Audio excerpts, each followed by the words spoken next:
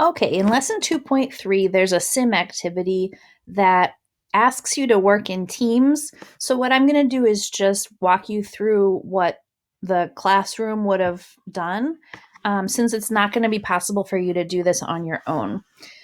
So, here's the sim activity.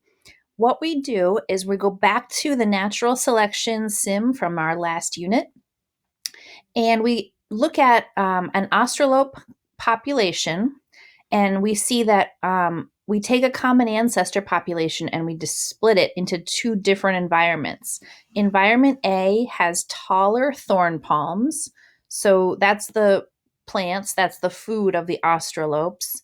In environment A with the taller plants, the trait that's adaptive is having a longer neck. So we should see that natural selection in environment A selects for Australopes with a longer neck over time. And then in environment B, the thorn palms are going to have larger thorns.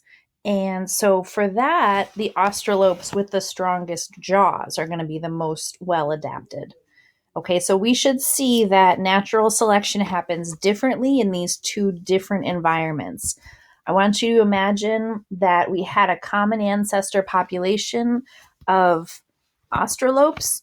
Somehow they got separated. One batch of them went off to somewhere else where the thorn palms were really tall. Another batch of them went off somewhere where the thorn palms had really big thorns. And so they had different environments. The idea here is that when the environment is mostly the same over time, body structures stay stable. But if the environment changes, body structures may change due to natural selection. So we're going to see how that happens with our Australopes. We're going to change the environment in two different ways and see how it affects our population. So I'm going to go to the sim, and environment A gives us the taller thorn palms. So here's what we're going to do. I'm going to go to thorn palms. I'm going to make the average height 4, and I'm going to give them medium amount of variability. So there's a good variety of different heights of thorn palm.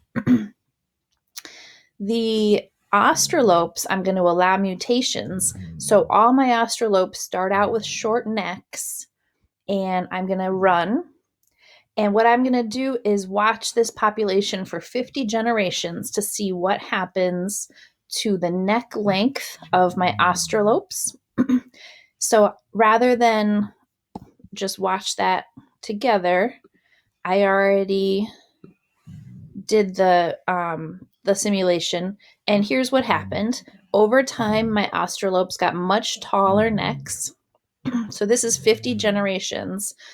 And you can see over here that the length of the Australope neck is much, much longer than what it was to start with. I also just looked at jaw strength in this population just to see if that one changed. And you can see that it did change a little bit. So Australopes started to get a little bit of stronger jaws, but much more pronounced was the neck length.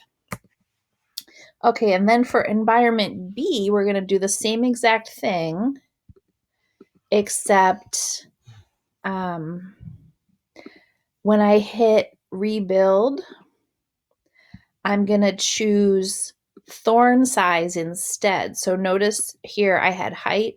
I'm going to pick the other trait. And again, I'm going to make 4 the average, and I'm going to make medium amount of variability. And still my Australopes have a 2. They're all at level 2 for jaw strength. So they all have sort of weak jaws. And now if I run it for 50 generations, I can see what's going to happen.